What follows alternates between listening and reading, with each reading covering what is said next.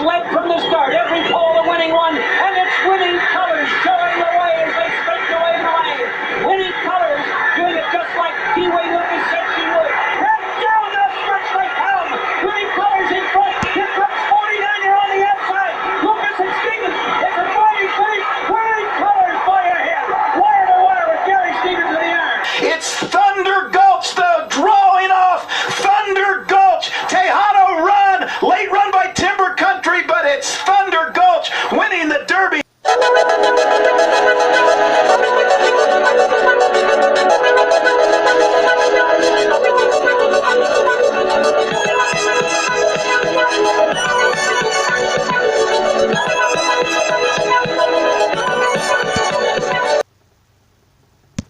But, you look at, Tax, who I think was very interesting in finishing second there. I don't really necessarily have him necessarily on the outside of, that fabulous 4 or 5 horses. He's kind of one of the, the horses that I think, along with Maximum Security, is a prime contender. So when you look at that Super 6, those are kind of the horses I'm looking at. But outside of that, Code of Honor is a horse that he didn't really look particularly impressive, even with that wicket pace scenario that Hidden Scroll and Gladiator King had going on in the Fountain of Youth. And then in the Florida Derby, you could make the argument, based on the increase in trip, he actually ran perhaps a better race, but was just, compromised by Maximum Security getting this allegedly slow pace in the Florida Derby. It certainly didn't help him. But tactically, he did a little better than Bourbon War, who's going to miss this Derby based on the point scenario.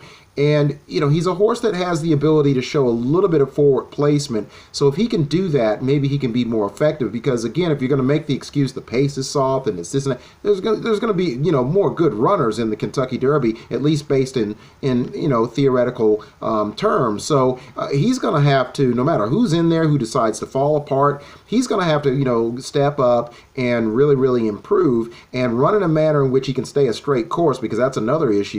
You impede someone else, you're going to get your number taken down. So he's got to, improve a little bit, and I think that Shug McGaughey will do the best he can to do that. Maybe he's going to be further back. I don't know how much further back he can be in a race like this with all the stalk and pouncers, even if they don't all end up being in mid-pack where they usually are, where they're supposed to be getting a spot, or if they happen to be closer to the pace. That's where Code of Honor is going to have to fill in the the gaps and slide right in there, no matter what the stalk and pounces are doing, to be right there in tandem with them in the area code or not. Or if horses, as I've said before, drop further back, he can take advantage and move up.